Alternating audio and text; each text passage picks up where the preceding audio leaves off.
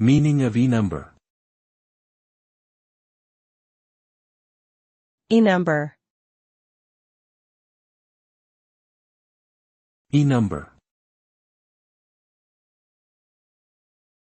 E-number. E-number.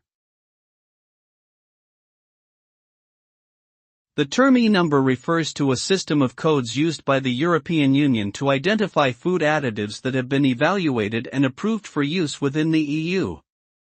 These additives may be synthetic or natural and are intended to enhance the taste, appearance, or shelf life of processed foods.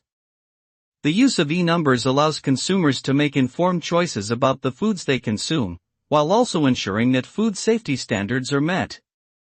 In general, E-numbers are considered safe for consumption when consumed in the recommended amounts.